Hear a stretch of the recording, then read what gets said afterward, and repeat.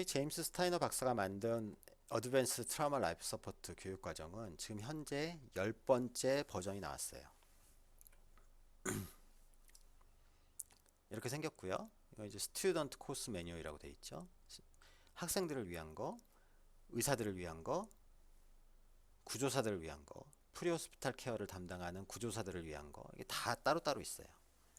보통 내 교육 전체적인 이제 기조는 거의 비슷해요.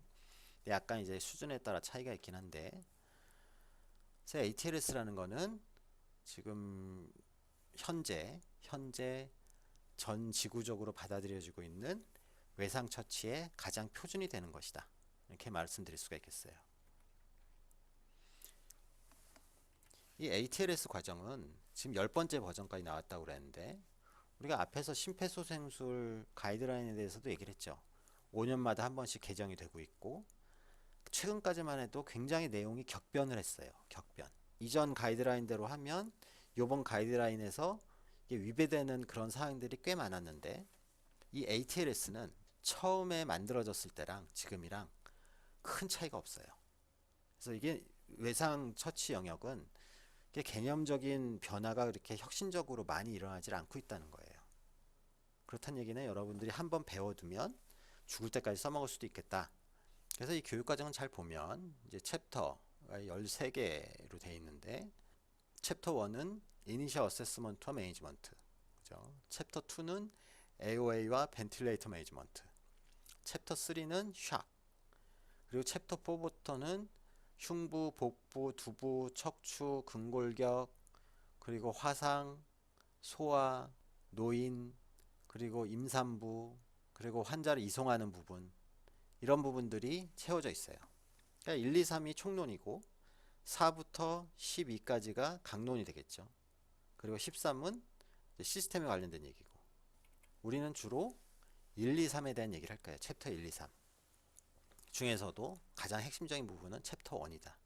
처음에 환자를 어떻게 평가하고 치료하는가, 이게 중증 외상에서는 가장 중요해요. 여러분들 CPR 심정지 환자에서 가장 중요한 건 뭐였어요? 생존을 담보하기 위해서 가장 중요한 것, 생존율을 향상시키기 위해서는 제세동, 그리고 초반에 얼마나 CPR을 열심히 잘 했는가, 이런 부분들이었죠. ATLS에서도 마찬가지예요. 초반에 환자를 얼마나 신속하게 평가하고 적절하게 치료를 하는가가, 신의 손이 와서 수술을 한다고 해도 초반에 이게 실패하면 환자는 죽게 돼요. 아니면 예후가 굉장히 안 좋아지던지. 이 부분이 가장 중요하고, 여러분은 이 부분에 초점을 맞추시면 돼요. 이제 ATLS에 대한 강의를 오늘 이제 주로 할 거고요. 중증 외상이란 건 그럼 뭐냐? 앞에서도 이제 제목이 중증 외상의 이해인데, 중증 외상이란 게 뭔지를 좀 정의를 명확하게 하고 갈 필요가 있겠어요. 중증 외상이라는 거는 이렇게 얘기해요. 이거는 NHS라고 해서 요즘 코로나 때문에 많이 유명해진 단체죠. 영국 국가건강서비스 NHS. 중증 외상의 정의는 이렇게 돼 있어요. 멀티플, 여러 개의 장기가 있어야 되고, 여러 가지 손상이 있어야 되고, 그리고 심각한 손상이 있어야 되고, 이런 손상들이 어떻게 될 수 있냐? 심각한 장애와 혹은 사망을 유발할 수 있는 이런 것들을 메이저 트라우마라고 해요. 중증 외상, 우리말로는. 두부 손상, 건시아드 운드, 그리고 교통사고. 아까 얘기했죠? 세 가지라고 그랬잖아요. 추락, 교통사고가 대부분이고, 두부 손상, 출혈, 그리고 건시아드 운드 같은 경우에는 총기를 많이 사용하는 나라에서는 순위가 높다. 하지만 우리나라는 순위가 낮다. 그 제일 중요한 정의는 이거죠. ISS라는 점수가 있어요. 우리 뭐 GCS 이런 식으로 얘기하듯이 이건 ISS고, 이게 15점을 초과하면 얘를 메이저 트라우마, 중증 외상이라고 정의를 해요. 그럼 ISS가 뭔지를 알아야 되겠죠. 인저리 시비어리티 스코어라는 거고, 이 인저리 시비어리티 스코어는 어브리비에이티드 인저리 스케일이라는 AIS라는 부분 점수들을 모아놓은 점수예요. 그럼 이 AIS가 뭔지를 아셔야 되겠죠. 그래서 몸을 6개 구역으로 나누는 거예요. 그 나눠진 구역마다 손상 진단에 따라서 0점에서 5점으로 점수를 줘요. 이건 어떻게 생긴 거냐 하면, 그러면 어떤 진단에 몇 점이 들어가냐, 이거는 아주 세부적으로 나눠져 있어요. 그래서 예를 들어보면 이런 식이에요. 자, 우리 병원의 전산에 있는 AIS 자료 검색하는 창인데 복부죠, 복부? 자, 복부로 들어가면 복부가 6개 구역 중에 하나예요. 6개 구역 중에 하나. 복부에서 보면 제주눔, 일리움, 헤마토마, 라서레이션, 퍼포레이션이 있냐 없냐, 어느 정도 시크니스냐 뭐 등등 해서 각 손상별로 옆에 점수가 쫙 있어요. 리버 같은 경우에 단순 컨투전인 경우에 2점, 라서레이션인 경우에도 2점, 그리고 서브 캡슐라 헤마토마가 50% 이상 차지하면 3점, 키드니 컨투전, 라서레이션, 럽처에 따라서 2점, 4점, 뭐 5점까지 이렇게 점수를 매기게 돼 있어요. 이런 식으로 우리 온몸에서 발생할 수 있는 모든 장기의 진단명들, 손상 진단명들을 다 넣어놨어요. 그래서 이 6개의 구역별로 가장 큰 점수에 3개의 제곱을 더해서 ISS라고 한다 이거예요. 그럼 5점의 제곱이면 25점이잖아요. 최대 3개까지 더할 수 있으니까 최대 점수는 75점이 되겠죠. 자, 그 6개 구역이라는 거는 헤드앤넥, 페이스, 얼굴, 체스트, 압도멘, 그리고 익스트리미티, 사지, 그리고 익스터널이라는 건 피부를 얘기해요. 그래서 주로 이제 화상 환자한테 얘기하는 거고, 이거는 일반적인 손상에서는 안 쓰는 영역이라고 생각하시면 돼요. 그래서 이 하나, 둘, 셋, 넷, 5개 영역에서 주로 점수를 매기게 되고, 그 각각마다 세레브럴 컨투전은 IS가 3점이다. 플레일 체스트는 4점이다. 마이너 컨투전 그리고 스프린 럽처 2가지가 있어요. 그럼 여기는 2점하고 5점이 2개가 있죠. 그리고 여기는 대퇴골절이 있어서 3점이다. 그럼 여기 점수들 중에 그 각 구역에서 가장 높은 점수를 준 것들을 뽑아내고 그것들 중에 가장 큰 것 3개만 뽑아서 제곱을 해서 더한단 말이에요. 그럼 어떤 게 선택이 되겠어요? 요게 제일 높죠? 5점, 4점, 그리고 3점이 높죠. 5, 4, 3을 제곱해서 더하는데 여기 2점, 3점 이건 빼는 거죠. 3개만 더하는 거니까. 그래서 25, 16, 9를 더하면 50점이 되죠. 나머지 점수들은 안 쓰는 거예요. 그냥 안 쓰는 거. 이렇게 해서 ISS를 정하고 IS 점수가 15점을 초과한다. 그러면 어떻다? 메이저 트라우마다. 이렇게 정의를 한다는 거예요. 자, 우리나라의 외상 환자 통계를 보면 전체 사망에서 이 정도를 차지한다고 그래요. 이 정도. 심폐소생술 할 때도 얘기를 했었죠. 암과 뇌혈관 질환, 심장 질환, 당뇨병, 자살 여기까지 말씀을 드렸었는데 그 이후에 가장 많은 게 운수 및 추락사고, 메이저 트라우마죠. 그렇게 드물지 않다는 거예요. 우리나라에서 사망하는 원인의 외상이 그렇게 드물지 않다. 우리가 예방 가능 사망률이라는 게 있어요. 예방 가능 사망률이라는 건 뭐냐 하면 환자가 사망을 했는데 그 사망한 환자 중에 외상 체계가 제대로 잡혀 있으면 살려야 되는 환자들을 우리가 예방 가능 사망이라고 그래요. 그래서 전체 사망분에 죽어서는 안 되는데 죽은 환자들을 계산하면 예방 가능 사망률이 나오는 거죠. 그러니까 전체 사망 환자 중에 그렇다는 거예요. 여기 보면 1998년과 2010년의 비교가 있죠. 점점 수치는 좋아지는 추세고 1998년만 해도 외상으로 죽는 환자의 절반이 살아야 되는 환자인데 의료체계가 제대로 안 돼 있어서 죽은 거죠. 우리나라는 2010년에는 35% 정도 되고 현재 2020년 근방에 와서는 약 25%에서 30% 사이라고 그래요. 근데 잘 보면 병원 전 단계가 원인이 되는 경우와 병원 단계가 원인이 되는 걸 살펴보면 예방 가능 사망률에 기여하는 것이 병원 단계가 병원 전 단계에 비해서 훨씬 높다고 그러죠. 이게 무슨 얘기예요? 예방 가능 사망률이 굉장히 높은데 그 중에서 병원에서 잘못하는 게 대부분이다 이거죠. 이것과 이거를 더하면 이게 되는 거죠. 2010년 병원 전 단계 예방 가능 사망은 5%고 병원 단계에서 예방 가능 사망이 29.8%다. 5.4와 29.8을 더하면 35.2가 되는 거죠. 예방 가능 사망의 대부분은 병원 단계에서 일어난다. 의사들이 잘못하는 거다. 외상 치료 시스템이 제대로 안 갖춰져 있다 이 얘기인 거죠. 선진국에선 20% 미만이라고 그래요. 예방 가능 사망률이. 자, 이제부터 본격적으로 ATLS, 어드밴스드 트라우마 라이프 서포트에 대한 공부를 해보도록 하겠습니다. 자, ATLS는 골든 타임의 개념부터 시작을 합니다. 우리가 보통 골든 타임, 골든 아워라고 하는 것은 여러분들도 이제 많이 아시죠? 드라마도 많이 나오고 언론에서도 워낙 많이 언급이 되고 때문에 일반인들도 골든 타임이란 용어는 다 알아요. 그러면 실제로 의학적인 골든 타임, 골든 아워의 개념이 뭐냐? 우리가 일반적으로 외상에서는 골든 타임을 1시간이라고 설정을 합니다. 자, 우리가 현장에서 사고가 일어나고 이제 119 구급대가 현장에 도착을 하는 순간부터 이제 의료 행위가 된다고 생각하시면 돼요. 그래서 응급 구조사들이 현장에 도착을 하고 그 현장에서 환자를 구조하고 안전한 곳으로 이베큐에이션을 하고 나서 외상 치료가 시작이 되게 되는데 환자를 병원으로 이송을 하게 되죠.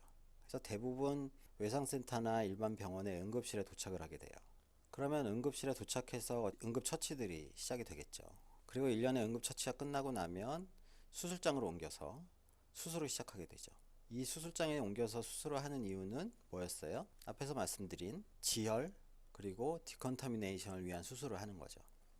그래서 수술적인 지혈 처치가 끝나고 수술장에서 나와서 중환자실로 옮겨서 데미지 컨트롤 서저리의 두 번째 스테이지인 중환자실 케어를 하게 돼요. 이거를 전체적인 시간으로 보면 어디서부터 어디까지가 골든 타임이냐, 골든 원아워냐, 어디서부터 어디까지일 것 같아요? 손상이 일어나고 사고가 일어나고 지혈 처치가 이루어질 때까지, 지혈 처치가 완료되는 시간까지가 우리가 달성해야 될 골든 아워, 원아워라는 얘기예요. 전체적으로 분해를 해보면 이게 60분 이내에 지혈 처치가 되려면 10분, 10분, 10분, 10분, 10분, 10분 해서 60분이죠. 현장에 도착할 때까지, 구조대가 현장에 도착할 때까지 10분. 이런저런 구조 활동이나 초기 처치를 하고 병원에까지 이송을 하는데 약 20분. 응급실에서 수술장 들어갈 때까지 약 10분. 그리고 이런저런 마취나 소독 후에 수술을 시작해서 수술적인 지혈이 이루어지는 시간까지 해서 60분 이내에 달성이 돼야 된다는 거예요. 우리가 일반적으로 우리나라에서 이루어지는 외상 환자의 진료 흐름이 이렇다는 거예요. 그럼 우리는 이제 욕인데 우리는 수술할 건 아니고, 물론 지혈을 여기서 할 수도 있겠죠. 응급실에서 지혈적인 처치가 이루어질 수도 있어요. 하지만 중증 외상인 경우엔 대부분 내출혈에 의한, 내부 출혈에 의한 샥이 많기 때문에 이런 경우는 수술장에 들어가야지만 해결이 돼요. 그럼 우리가 초기 응급처치 단계에서 쓸 수 있는 시간은 약 10분 정도라는 것이. 이게 현실적으로 가능하냐? 30분 이내에 병원에 도착하는 건 가능해요. 그런데 병원에 도착해서 30분 이내에 지혈 수술이 끝나느냐? 이거는 현재 우리나라 응급의료 체계로서는 거의 불가능하죠. 이게 가능하려면 어떻게 돼야 되겠어요? 이 단계를 다 스킵을 하고 현장에서 바로 수술장으로 가서 지혈 처치를 해야지 사실은 현실적으로 저 1시간이라는 골든타임을 달성할 수가 있어요. 우리가 응급실에 들어오면 보통 중증 외상 환자 같은 경우에 아주 많은 것을 하죠. 기도삽관, 센트럴 라인을 잡는다든지 수혈을 한다든지 수액을 준다든지 수혈을 한다든지 손상의 종류를 감별하기 위해서 전신 CT를 찍고 그걸 판독을 하고 각과와 컨택을 하고 실랑이를 하고 마취과와 수술이 되니 안 되니 실랑이를 하고 이런저런 시간들이 상당 부분을 차지해요. 병원에 들어와서 1시간 내에 수술장을 간다. 굉장히 훌륭한 진료가 이루어진 거예요. 병원에 들어와서 1시간 내에 수술장을 들어간다. 즉, 요 초록색 부분. 이게 거의 1시간가량이 걸린다는 거죠. 현재 의료 체계로서는 골든타임이 불가능하다 이거예요. 그래서 외상센터라는 게 필요한 거고, 그 외상센터에는 여러분들 언론이나 영화나 드라마에서 많이 보듯이 헬기로 환자를 실어서 바로 수술장에다 그냥 집어넣어 버리죠.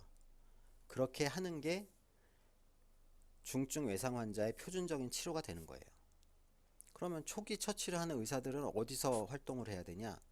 오히려 병원 전 단계, 환자를 이송하는 동안 환자를 평가하고 수술장에 들어가기 직전 혹은 수술장에 들어간 직후에 어떤 필요한 처치들이 진행될 수 있도록 환자 평가가 이미 이루어져 있어야 된다는 거죠. 상당히 어려운 일이에요.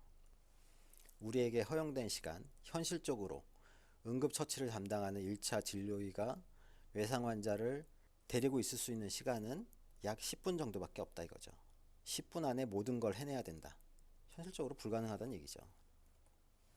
자, 외상에 의한 사망이 이렇다고 했어요. 교통사고, 자살, 폴, 추락, 총기사고 뭐 등등. 여긴 전쟁도 있고 포이즈닝도 있죠.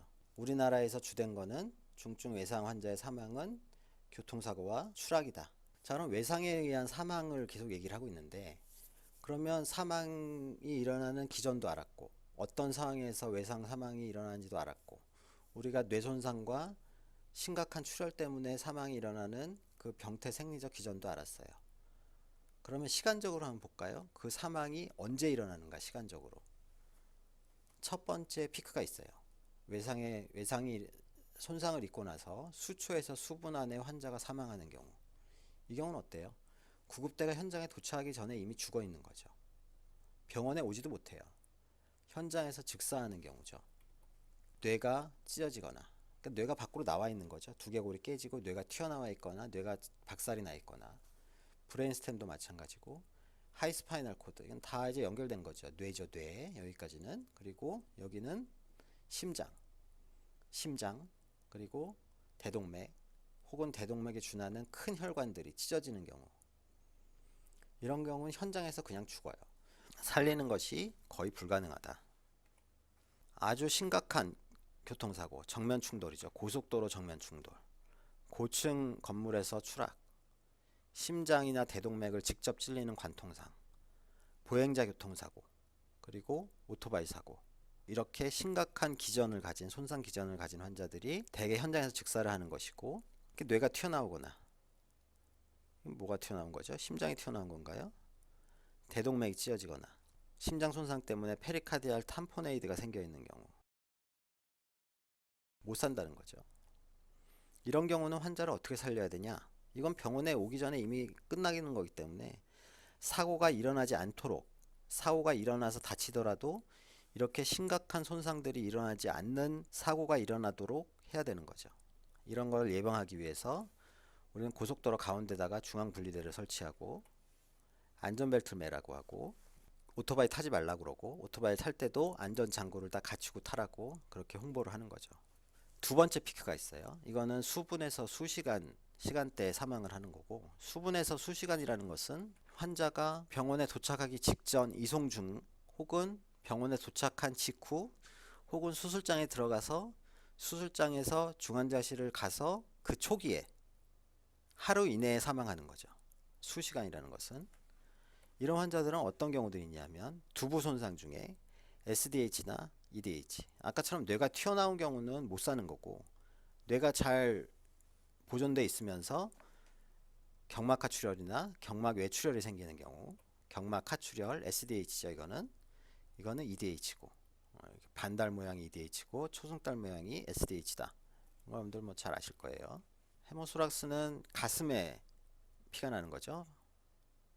헤모니모소락스, 가슴 쪽에 피가 차거나 공기가 차는 경우.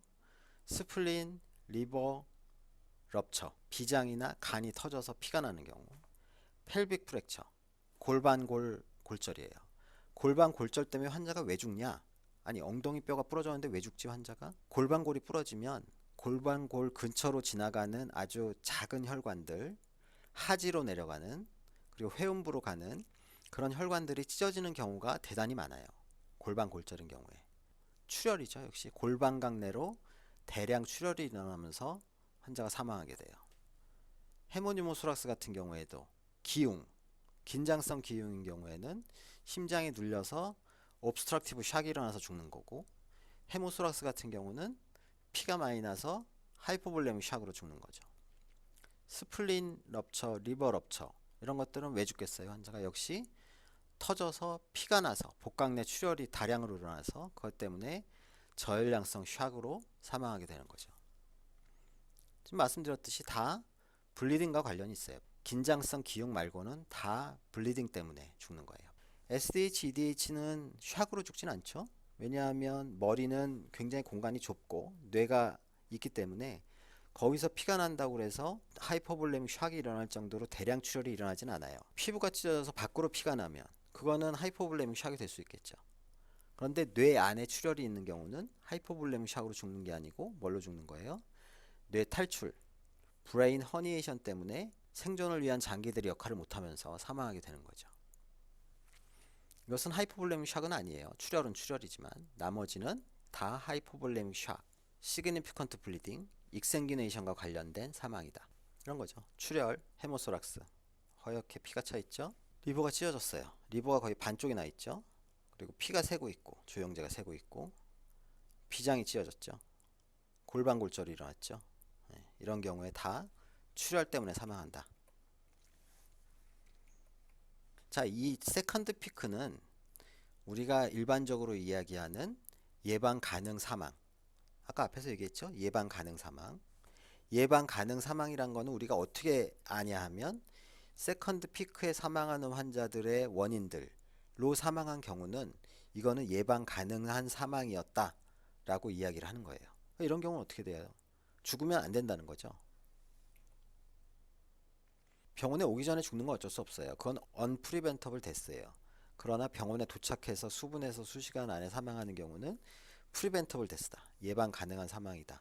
이런 환자는 우리가 살려야 되는데 그걸 살리려면 즉시 환자를 평가하고 소생을 한 다음에 환자를 definitive care, definitive care라는 건 여기서 뭘 얘기하는 거죠? 지혈 수술, 지혈적인 처치를 완료할 수 있어야 된다. 언제까지? 1시간 이내에. 자, 그리고 현장에서 팔이 잘려서 피가 철철 나요. 그럼 현장에서 이걸 묻겠죠? 그럼 이건 어떻게 된 거예요, 지금? 현장에서 이미 지혈 처치가 끝났죠. 골든타임이 달성이 된 거예요. 자, 응급실에 왔는데 두피가 찢어져서 피가 동맥 출혈이 막 나고 있어. 우리가 수처를 했어요. 피가 멎었어요. 끝난 거예요.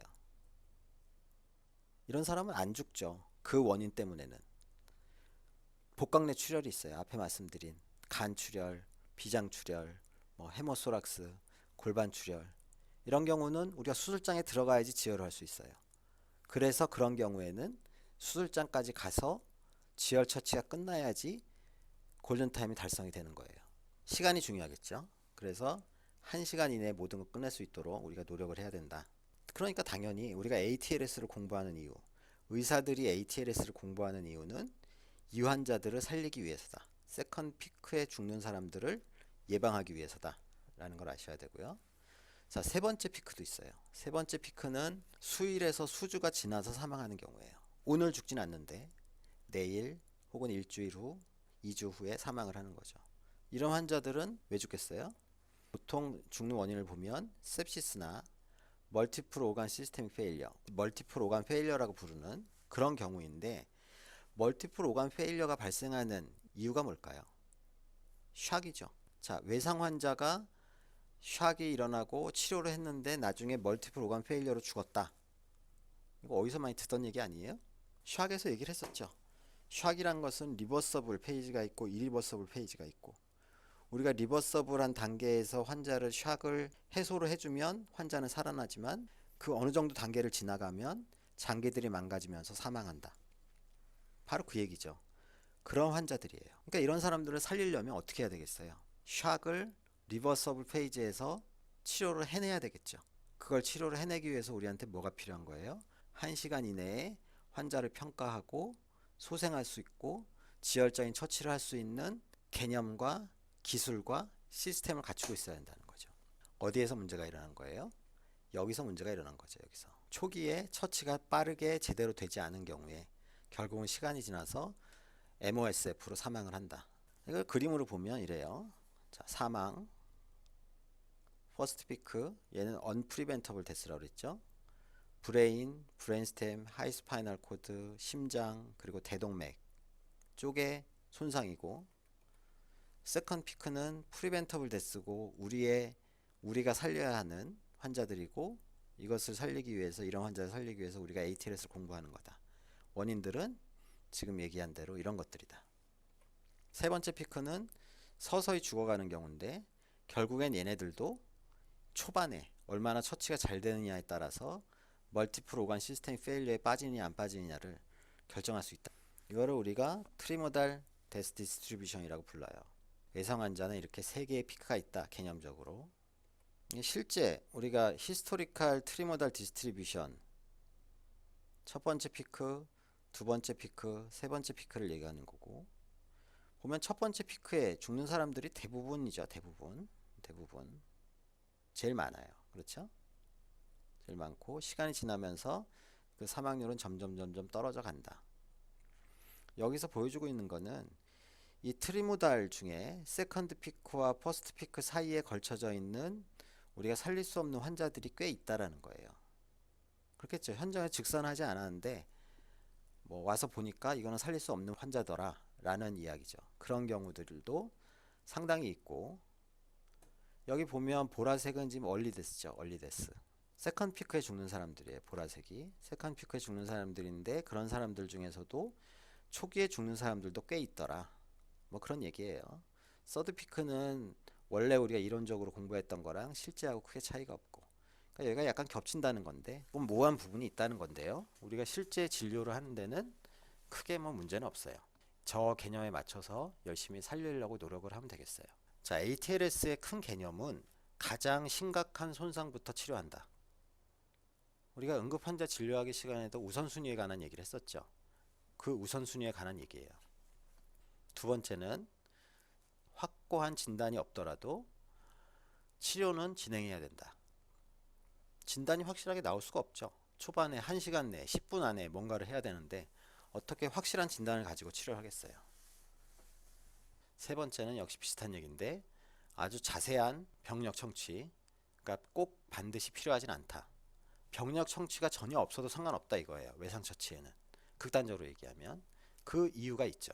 ATLS의 목표는 손상 환자를 살리는 거죠. 그게 목표일 거고요. 이렇게 하기 위해서 우리가 뭐가 필요하냐? 빠르게 환자를 정확하게 빠르게 평가하는 능력을 키워야 되고, 초기 소생술과 안정화 작업을 해야 되는데, 여기 보면 뭐에 따라서 한다? 우선순위에 따라서 한다.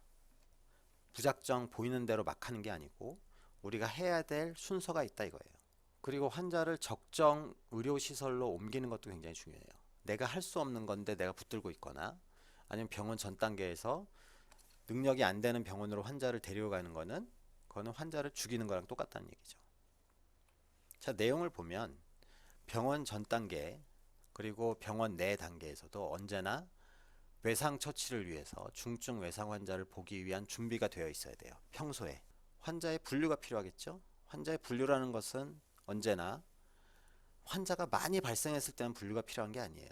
환자가 한 명이 발생하더라도 이 환자를 어느 정도 중증도를 가지고 있고 어느 병원으로 갈 거냐, 내가 이 환자를 볼 수 있는 환자냐, 딱 환자를 받았을 때 아 이거는 우리 수준에서 볼 수 있는 환자가 아니다 라는 걸 정확하게 평가할 수 있는 분류 능력이 있어야 된다는 거고요. 오늘 주로 얘기할 세 번째, 네 번째 내용, 프라이머리 서베이, A, B, C, D, E 순서대로 진행을 하는 거고요. 바이탈 펑션을 소생시키는 것, 세컨더리 서베이, 환자의 목숨이 붙어있게 하기 위해서 환자를 평가하고 처치하는 부분이 3번하고 4번이 되겠어요. 세컨더리 서베이는 아주 자세하게 찾는 거예요. 자세하게. 프라이머리 서베이라는 것은 환자를 살리기 위한 거고 생존시키기 위한 거고, 세컨더리 서베이는 아주 작은 마이너한 인저리까지 다 찾아내는 그 단계를 얘기하는 거예요. 그리고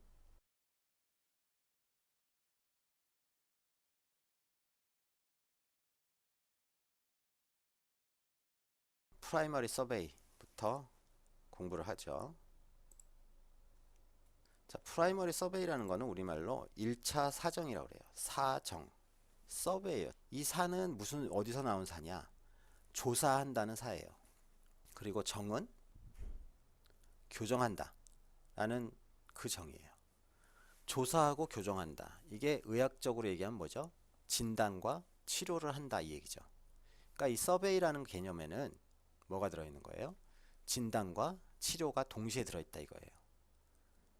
외상 환자한테 가장 먼저 의사가 다 접근을 했을 때 가장 먼저 해야 되는 것, 프라이머리 서베이가 되겠어요. 리서스테이션은 같이 따라오는 거예요. 저 프라이머리 서베이 안에 다 들어있어요. 프라이머리 서베이라는 거는 10초 안에 하는 거다. 빠르게 하는 거고, 빠르게 하면서 순서대로 한다 이거죠. 순서대로. 어떤 순서대로? 생명에 위협을 줄 수 있는 손상을 먼저 찾고 그들을 치료하는 것, 그것이 동시에 일어나는 것, 우선순위에 따라서 그것을 10초 안에 해라. 솔직히 10초는 너무 과장됐고요. 몇 분 안에 하면 돼요. 빠르게 하는데 우선순위를 가지고 한다. 그 얘기예요. 자, 세컨더리 서베이라는 것은 프라이머리 서베이가 끝나면, 이게 종료가 되면 환자는 일단 살아요. 일단 당장 죽는 상황은 아니게 되는 거예요. 세컨더리 서베이는 환자가 생존을 하고 나서 우리 몸에 있는 모든 손상을 다 구석구석 뒤지는 거죠. 그러려면 디테일드 히스토리, 앞에서 무시하고 넘어갔던 자세한 병력 청취도 필요할 것이고, 자세한 신체 진찰과 온갖 검사들이 다 필요할 거예요. 프라이머리 서베이가 종료된 이후에 하는 거예요. 세컨더리 서베이라는 거는. 프라이머리 서베이 내용은 이래요. A, B, C, D, E로 나누고요. A는 에어웨이 메인터넌스 위드 cervical spine motion restriction, 그러니까 C 스파인을 보호한다는 거죠. cervical spine protection이라고도 해요. 서비컬 스파인의 움직임을 제한하면서 에어웨이 메인터넌스를 하는 게 첫 번째고, 두 번째는 숨을 쉬게 해주는 것, 환기를 보장하는 것, 세 번째로 서큘레이션, 순환, 그리고 헤모라지 컨트롤, 지혈적인 처치를 하면서 순환을 확보하는 것, 네 번째로 디서빌리티. 디서빌리티는 뭘 얘기하는 거죠? 장애라는 뜻이 아니고, 이것은 신경학적인 상태를 평가하는 거예요. 신경학적인 상태를 왜 평가하죠 지금? 그 이유는 앞에서 이미 얘기했죠. 외상 환자 사망의 큰 두 가지 이유가 뭐다? 뇌손상과 출혈이다. 뇌손상이 여기 있는 거죠. 뇌손상. 그래서 그 뇌손상의 정도를 평가하는 게 디서빌리티 단계고, 이는 환자를 싹 다 베끼고, 엔바이러먼트 컨트롤은 뭐죠? 체온을 유지시키는 거죠. 저체온이 되지 않도록 하는 거고, 싹 다 베끼는 이유는 뭐예요? 1차 사정이 끝났으므로, 프라이머리 서베이가 끝남으로 익스포저를 해서 세컨더리 서베이로 넘어간다. 구석구석 다 뒤져보겠다. 자, 우리가 프라이머리 서베이를 하는 도중에 혹은 프라이머리 서베이 직후에 찍는 엑스레이가 세 장이 있어요. 체스트 AP, C스파인 라테랄, 그리고 펠비스 AP예요. 이건 나중에 왜 찍는지는 차차 이제 공부를 하다 보면 알게 될 거예요. 이것은 검사실에 가서 찍는 게 아니고 소생실에서 찍는 거예요. 그러니까 환자를 처음에 받아서 막 보면서 처음에 이 세 가지 엑스레이를 반드시 확인을 해야 된다는 거죠. 자, 하나하나 볼게요. Airway Maintenance with Restriction of Cervical Spine Motion. 에어웨이를 확보하는 거죠. 심정지 환자 리서스테이션 순서를 얘기할 때는 CAB라고 얘기를 했죠. 그래서 CAB이라고 그래서 Compression Airway Breathing. 예전에는 심폐소생술의 순서도 역시나 ABC였어요. 그래서 예전에는 ATLS나 BLS나 순서가 다 ABCD였기 때문에 기억하기가 좀 편했죠. 내용은 그래서 예전에는 심폐소생술도 ABC, ATLS도 ABC였는데 이제 심폐소생술이 CAB로 바뀌어 나간 거죠. ATLS는 그대로 남아 있어요. 왜 ABC 순서냐? 얘는 심정지 환자가 아니라는 거예요. 심정지 환자면 심정지 알고리즘을 따라가면 돼요. 그래서 CAB 이 순서대로 하면 되는 거고, 여기선 지금 중증 외상 환자고 심정지가 오기 전에 샥에 빠졌을 수도 있지만 아직 심정지가 오지는 않은 환자를 대상으로 하는 거예요. 그래서 이런 환자 같은 경우에는 심장이 뛰고 있는 환자여서 일단 첫 번째 우선순위는 에어웨이가 돼요. 에어웨이를 확보를 하기 위해서는 첫 번째 포린바디를 제거하는 게 우선이겠죠. 자, 포린바디가 뭐 들어갔다기보다는 우리가 입안에서 출혈이 있거나 안면 골절이나 두부 외상이 있으면 출혈이 발생을 하거나, 혹은 안쪽에 점막이 손상이 있어서 점막이 막 이렇게 튀어나왔다든지 점막이 떨어져 나왔다든지 하는 그런 포린바디들이 기도를 막을 수가 있어요. 그래서 그런 것들을 먼저 고려를 하고, 얼굴, 턱, 그리고 트라키아, 라링스 같은 곳에 프랙처가 있거나 점막에 손상이 있으면 이런 것들이 에어웨이 obstruction을 일으킬 수 있어요. 이런 거죠. 피가 아주 그냥 엉망이 됐죠. 얼굴이. 여기가 눈이고 코고 입이죠. 기관삭관을 했죠. 왜? 이 정도 다쳤으면 이 안에서 엄청 피가 날 거고, 그냥 놔두면 기도가 막혀서 호흡정지가 올 가능성이 높기 때문에 기도 확보를 해야 돼요. 에어웨이 메인터넌스를 하는 거죠. 여기선 지금 어떤 방법으로 기도 확보를 한 거죠? 기관삭관을 한 거죠. 가장 확실한 방법이죠. 여기 보면 지금 사이로이드 카틸리지죠. 사이로이드 카틸리지가 부러졌어요. 여기 바로 뒤가 이제 후두 쪽이기 때문에 후두 쪽에 손상이 있는 거죠. 이것도 기도를 막을 수 있는 원인이 돼요.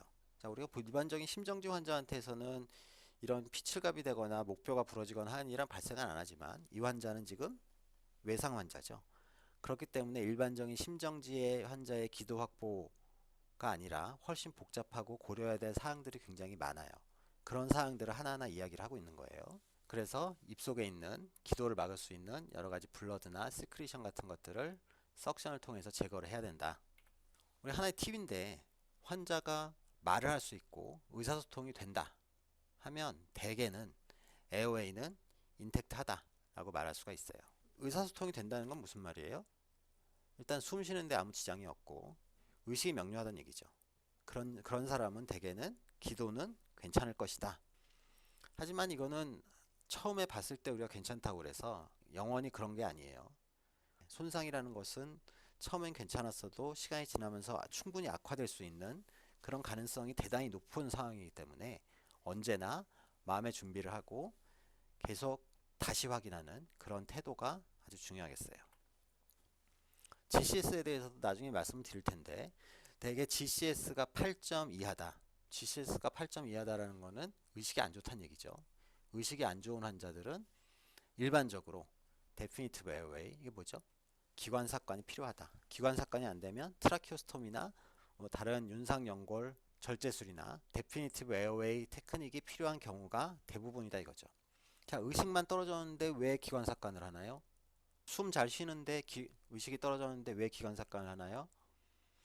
손상 환자가 의식이 떨어진 경우는 뇌손상이 일어난 경우가 많아요. 뇌손상이 일어났다?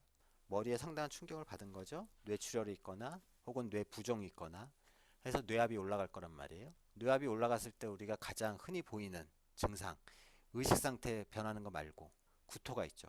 자, 의식이 떨어진 사람 그 숨 잘 쉰다고 그냥 눕혀놓으면 시간이 지나서 뇌압이 올라가고 구토로 해요. 구토로 하면 무슨 일이 일어나죠? 토사물이 기도를 막는 거죠. 그러면 손 쓸 시간도 없이 갑자기 환자가 호흡 정지가 오고 사망에 이르게 돼요. 그래서 의식이 떨어진 사람 조심하라. 항상 기관삭관을 고려를 하라. 심폐소생술 어드밴스드 에어웨이 얘기할 때도 잠깐 얘기했었죠. 오로파린젤 에어웨이가 의식이 없거나 개그 리플렉스가 없는 사람 같은 경우에는 일시적으로 기도 유지하는 데 도움이 될 수도 있지만 이거는 언제까지나 일시적이에요. 시간이 지나면 분비물이 늘어나고 토사물이 올라오고 그래서 의식이 없는 사람이잖아요. 그러니까 여기 당연히 위에 거죠. 데피니티브 에어웨이를 거치를 해야 된다는 건데 일시적으로 오로페린젤 에어웨이가 기도를 열어줄 수 있겠다. 하지만 일시적이다. 잊지 마시고요. 항상 이런 얘기를 해요. 외상 환자 같은 경우엔 의심이 된다. 기관삭관을 해야 되나 인투베이션을 해야 되나 라는 의심이 들면 그때가 바로 인투베이션을 해야 될 때다 라는 거죠. 의심이 들면 해라. 기관삭관이라는 게 굉장히 인베이시브한 테크닉이긴 하지만 기술적으로 어느 정도 완성만 돼 있다면 환자한테 거의 손상을 주지 않고 할 수 있는 후유증이 거의 남지 않는 시술이에요.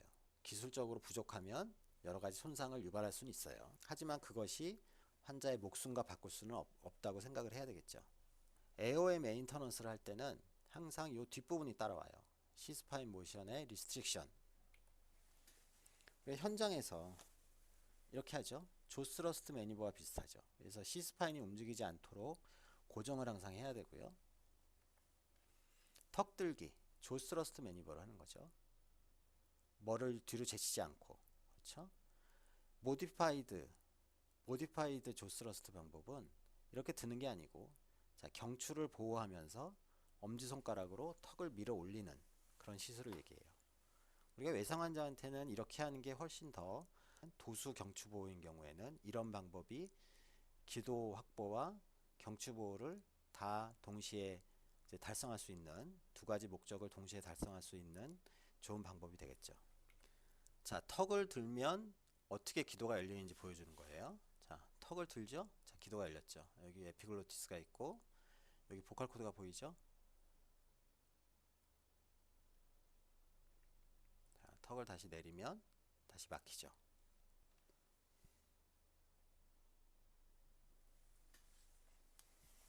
턱을 들어주면 기도가 막혀 있었죠? 턱을 들어주면 기도가 열려요.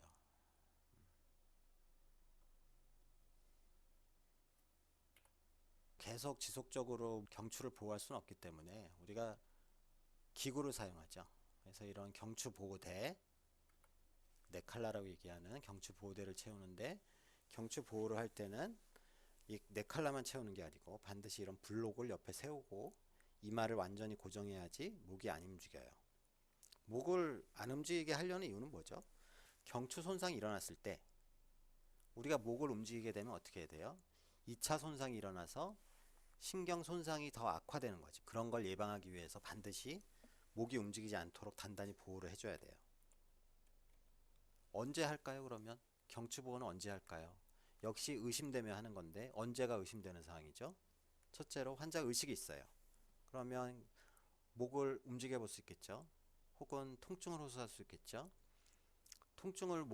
목에 통증을 호소한다. 경추 보호는 무조건 해야죠. 목을 움직이는데 움직이질 못해, 아파서. 들지도 못하고 앞으로 들지도 못하고 옆으로 양옆으로 움직이지도 못하는 상황, 혹은 눌렀을 때 텐더니스가 있거나 혹은 전신 마비가 왔거나 상지에 쩌릿쩌릿한 경추 손상일 때 일어날 수 있는 여러 가지 신경학적인 증상들이 있는 경우 하면 되죠. 의식이 있는 경우에요. 근데 의식이 있는 경우에는 대개는 기도가 유지되기 때문에 목에 얼굴 쪽에 심각한 손상이 있지 않는 한은 그렇게 우리가 어렵지 않게 경추 보호대를 채워야 될 거냐 말 거냐를 결정할 수가 있어요. 근데 문제는 의식이 없을 때죠. 자, 의식이 없는 환자한테서는 경추 보호를 언제 하냐? 그냥 하시면 돼요. 그냥 잘 모르니까, 잘 모르면 경추 보호는 무조건 하는 거다, 이렇게 생각하시면 돼요. 왜냐하면 경추 보호를 안 했을 때 이게 후유증으로 만일 전신마비가 온다면 그건 어떻게 되는 거예요? 차라리 환자가 죽으면 다행이죠. 사망하지 않고 생존을 했을 때 경추 손상 때문에 전신마비가 왔는데 초기에 환자를 보던 의사들이 경추보호를 충분히 안 했다. 그래서 소송이 걸렸다. 경추보호를 했나요? 안 했는데요. 왜 안 하셨나요? 급해서 안 했는데요. 기후가 없어서 안 했는데요. 뭐 이런저런 핑계를 대도 소용이 없는 거죠. 그건 의사가 잘못했을 가능성이 있기 때문에 소송에서 무조건 지게 돼요. 이거는 교과서에서도 무조건 하라고 돼 있고 대부분의 의사들은 왜 안 했느냐 이렇게 얘기를 할 거라고요. 그럼 무조건 하셔야 돼요. 자, 두 번째는 B예요. B. 브리딩과 벤틸레이션. A, B는 CPR에서 하는 심정지 환자한테서 하는 심폐소생술과 같은데 이건 손상 환자이기 때문에, 외상 환자이기 때문에 뭔가 조금씩 추가가 되는 거죠. 그 추가되는 내용을 에어웨이 부분에서는 시스파인 프로텍션이 되는 거고, 브리딩 영역에도 있어요. 자, 브리딩이란 건 뭐예요? 환자가 셀프 레스피레이션이 없는 경우에는 환자에게 인공호흡을 해주는 거죠. 그래서 적절하게 폐와 흉곽과 횡격막이 움직이느냐를 평가를 하는 거예요. 뭐 평가하는 게 어려운 건 아니에요. 그냥 보면 돼요. 보고서 환자가 숨을 정상적으로 쉬고 있느냐 눈으로 확인하는 거죠. 대개는 이런 경우를 유심히 봐야죠. 어떤 경우에요? 주글라 비너스 디스텐전, 주글라 베인이 늘어나 있거나 트라키아가 한쪽으로 비켜져 있거나 혹은 체스트월이 심각하게 손상이 보이거나 하는 경우에, 변형이 보이는 경우, 이런 경우에는 어떤 거죠? 주글라 베인이 늘어났다는 건 뭐예요? 흉곽 안에 압력이 높다는 거고 비너스 디텍션이 잘 안 된다는 얘기죠.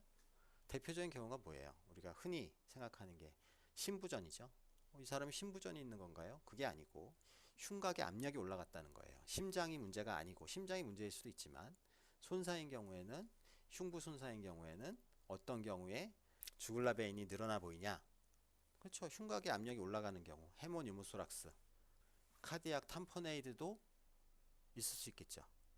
그래서 그런 것들을 고민을 해봐야 된다는 거고, 폐가 펴지지 않는 상황, 헤모소락스나 뉴모소락스가 있는 경우에는 우리가 인공호흡을 할 때 그거를 고려를 해야 된다는 거예요. 왜냐? 폐가 펴지지 않기 때문에. 지금 폐가 제대로 안 펴지는 거죠. 폐가 제대로 펴지는 사람은 구강대 구강법을 하거나 백마스크 벤틸레이션을 해줘도 아무 문제가 없어요. 폐가 문제가 없기 때문에. 근데 다쳐서 폐가 안 펴지는 사람 같은 경우엔 조치가 더 필요할 수 있겠다, 이런 생각을 하라는 거죠. 트라키아가 한쪽으로 밀려 있는 경우에는 트라키알 프랙처, 기관 골절이 의심이 되는 경우에, 이런 경우는 기관이 문제가 있기 때문에 벤틸레이션을 해도 벤틸레이션 제대로 안 되겠죠. 그런 경우. 체스트월에 심한 변형이 있는 경우, 흉곽에 변형이 있는 경우도 역시 폐 손상이 있을 수 있고 그것 때문에 폐가 잘 펴지지 않는 상황이 될 수 있다. 환자의 목과 체스트를 완전히 열어놓고 이거를 관찰하는 거죠. 어떤 것들을 생각을 하냐? 긴장성 기흉, 다량의 혈융, 개방성 기흉, 트라키아나 브론코스의 인절이, 그리고 플레일 체스트. 자, 이런 것들을 여러분들이 관찰을 하고 필요한 조치들을 할 수 있어야 된다 이거예요. 어디에서? 프라이머리 서베이의 A, B 브리딩 단계에서. 하나하나 볼까요? 그러면 텐전 뉴모소락스 같은 경우에는 우리가 사실 실제로 스폰테니어스 텐전 뉴모소락스라는 거는 여러분들이 아마 평생 만나지 못할 수도 있어요. 굉장히 드물어요. 그냥 기흉이 생겼는데 걔가 텐전이 걸린다. 이런 경우 사실은 거의 보기가 어렵고요. 우리가 임상에서 드물지 않게 만나요. 그 드물지 않게 만나는 상황이 언제죠? 손상 환자예요. 자, 손상이 일어나서 보시면 손상이 일어나서 갈비뼈가 부러지거나 뭐가 폐 손상이 있거나 해서 기흉이 생겼어요. 자, 기흉이 생기면 그 기흉은 그냥 기흉이에요. 언제 긴장성 기흉이 되는 거죠? 긴장이 걸려야 되는 거죠. 긴장이 걸려야 돼요. 심플 뉴모소락스가 텐전 뉴모소락스가 되려면 상당히 까다로운 조건이 있어야 돼요. 우리가 기관으로 공기가 들어가서 폐포로 들어갔다가 그 폐포가 터져서 폐 바깥에 흉강으로 공기가 들어가는 거죠. 흉강에 공기가 찰 때 우리가 그걸 기흉이라고 하는데 교통이 생긴 거란 말이에요. 그러면 공기는 양방향으로 흘러요. 처음에는 공기가 쑥쑥 들어가서 흉강 쪽으로 계속 공기가 들어가다가 어느 정도 흉곽에 공기가 차면 더 이상 안 들어가요. 왜? 압력이 그쪽에서 높아지면 어떻게 돼요? 그 다음에는 공기가 더 이상 들어가지 않고 양이 더 늘지 않거나 혹은 압력이 더 올라가면 거꾸로 빠져나올 수도 있겠죠. 그래서 일반적으로 스폰테니어스 뉴모소락스, 자발성 기흉의 경우에는 긴장성 기흉이 생기기가 거의 불가능해요. 그런데 손상 환자 같은 경우엔 그런 손상에 의한 기흉이 생겼는데 우리가 무슨 일을 하냐 하면 이 사람한테는 환자가 만일 호흡이 안 좋고 의식이 안 좋고 여러 가지 상황이 안 좋다 그러면 기관 삭관을 하게 되죠. 기관 삭관을 하고 나면 어떻게 해요? 대개는 엠부 배깅을 한단 말이에요. 포지티브 프레셔 벤틸레이션을 하게 돼요. 포지티브 프레셔 벤틸레이션을 하면 셀프로 숨 쉴 때와는 다르죠. 셀프로 숨을 쉴 때는 횡격막과 흉곽을 늘려서 공기가 빨려 들어가게 숨을 쉬는 건데 음압 호흡을 하고 있는 거죠. 이렇게 기관 삭관을 하고 바깥에서 공기를 짜놓을 때는 기관에 흉곽에 양압이 걸리게 되죠. 그러니까 압력이 높단 말이에요. 기관지 내에. 흉강, 플루럴 캐비티보다 압력이 훨씬 높은 곳에서 공기가 그쪽으로 더 많이 들어갈 수 있고 압력이 높으니까 기흉이 점점 커지다가 급기야는 긴장성 기흉까지도 만들어 버리는 그런 상황이 되는 거예요. 이건 언제예요? 환자가 숨을 안 쉬네? 숨을 안 쉬니까 숨을 안 쉬면 죽잖아요. 기관 삭관을 하고 엠부베깅을 하는데 그것 때문에 긴장성 기흉이 조장돼 버리는 일종의 이아트로제닉 인저리가 되는 거죠. 그래서 이런 경우에는 어떻게 해야 돼요? 그러면 그렇다고 숨을 안 쉬게 할 수는 없잖아요. 인공호흡을 안 해주면 환자 숨을 못 쉬고 죽는데 바깥으로 압력이 빠져나올 수 있는 그런 통로를 만들어 줘야 되는 거죠. 그래서 바늘을 꽂거나 흉관 삭관을 하거나 하고 벤틸레이션을 해줘야지 환자한테 안전하다 이거예요.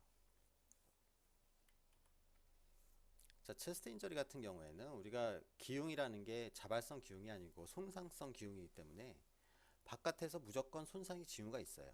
자, 이렇게 갈비뼈가 부러져서 여기가 만져보면 우두둑 한다든지 안전벨트가 지나간 자국이 있죠. 여기 눌러보면 아마 부러진 게 느껴질 거예요. 자, 서브큐테니어스 엠피제마라는 거는 흉곽에 공기가 찼다가 거기 압력이 계속 올라가면 피부 밑으로 나오기도 해요. 그래서 피부 밑에 공기가 차는 경우 우리가 서브큐테니어스 엠피제마, 피하기종이라고 그러는데 이게 관찰이 되면 이거는 무조건적으로 안쪽에 뭔가 파열이 있다. 기관지, 폐 쪽에 파열이 있다. 그래서 기흉이 생긴 거다. 이렇게 생각을 하셔야 돼요. 대개 이렇게 좀 빵빵하게 부풀어 올라 있고 여기를 누르면 살을 누르면 그 부풀어 있는 부위를 꾹꾹 누르면 눈 밟는 소리 같은 게 나요. 안에 공기가 차 있다는 느낌 같은 게 느껴져요. 그러니까 한번 여러분들이 임상 실습을 나와서 관찰을 할 기회가 있으면 반드시 한번 만져보도록 하세요. 그래서 기흉이 생기면 이렇게 되죠. 자, 폐가 아주 많이 짜부러져 있어요. 여기 보면 이쪽엔 정상폐고, 여기 하얗게 바스큘러 마킹들이 보이죠. 혈관이 지나간 자국들이 보이는데, 여기 보면 여기는 그런 게 안 보이죠. 비교해 보면 여기 그냥 텅 비어 있는 거예요. 그리고 여기 폐가 짜부러져 있는 게 보이고, 자, 기흉이 사이즈가 거의 90% 가량 되는데, 이건 긴장성 기흉인가요? 아니에요. 긴장성 기흉이. 긴장성 기흉이란 건 이렇게 생긴 거예요. 이렇게 생긴 환자한테 기관삭관을 하고 엠부베깅, 양압 인공호흡을 하게 되면 어떻게 된다? 여기에 압력이 점점 올라가고, 압력이 올라간 것이 메디아스틴과 심장을 밀어붙여서 카디악 아웃풋을 발생하지 않게 하는 텐전 뉴모소락스를 조장을 하게 된다 이거예요. 이렇게 되지 않도록 여러분들이 조심을 하고, 의심이 된다면 여기다가 구멍 하나만 내놓으면 절대로 텐전은 걸리지 않죠. 왜냐하면 바늘구멍 하나도 나 있으면 압력이 그쪽으로 빠지기 때문에 절대 텐전 뉴모소락스가 생길 수가 없어요.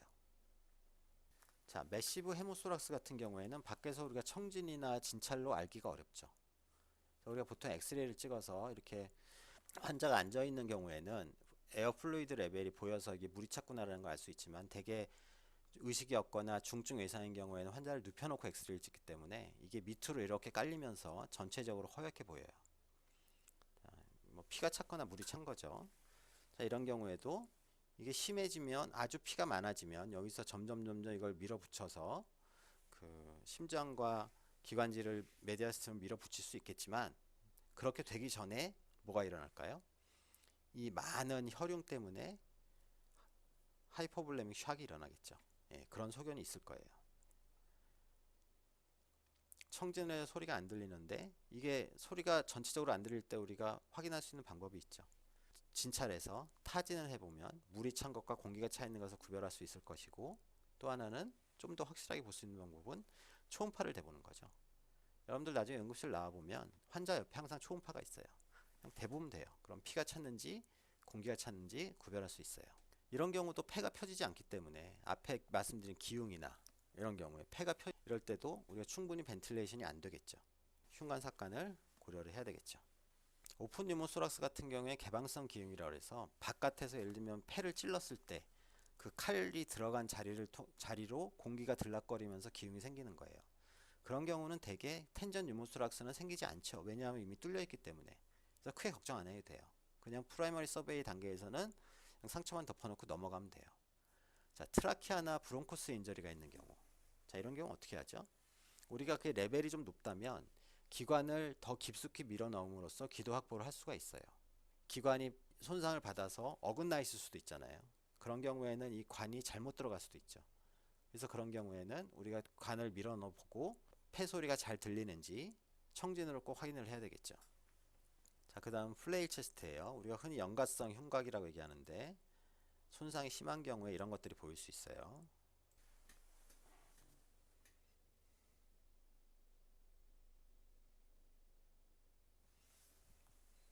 자, 이건 환자가 자발 호흡을 하고 있는 상태예요. 자, 이 부분을 보시면 숨을 들이마시는데 가슴이 펴지질 않고 오히려 쏙쏙 들어가는 소견이 보이죠. 들이마시는데 가슴이 쏙 들어간단 말이에요. 우리가 숨을 들이마시면, 자, 플레일 체스트라는 거는 자발 호흡이 있을 때만 확인할 수 있는 거예요. 음압 인공호흡을 할 때만, 음압 호흡을 할 때만 확인이 가능하다는 거죠. 쏙쏙 들어가는 이유가 뭘까요? 공기를 들이마셔서 음압을 만들었는데 쏙 들어가는 이유는 어떤 일정 부분이 플로팅 하고 있다는 거예요. 플로팅.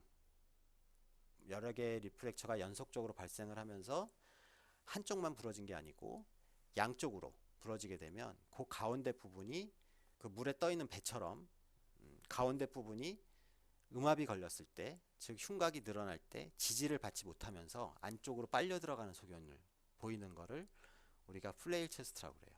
자, 이것은 무슨 의미가 있냐면, 저 플레일 체스트 상태가 계속 지속이 되도록 놔두면 환자가 숨을 계속 쉬면서 그 쏙쏙 밀려 들어가는 부분 때문에 폐가 손상이 일어나요. 계속 폐 손상이 일어나요. 그래서 출혈이 일어날 수도 있고 기흉이 악화될 수도 있고, 그래서 저런 경우는 치료를 어떻게 한다? 양압 인공호흡을 해줘야 돼요. 양압 인공호흡을 해주면 당연히 가슴 안에 양압이 걸리기 때문에 이게 안쪽으로 쏙쏙 밀려 들어가면서 폐 손상을 일으키는 것을 방지할 수 있겠죠.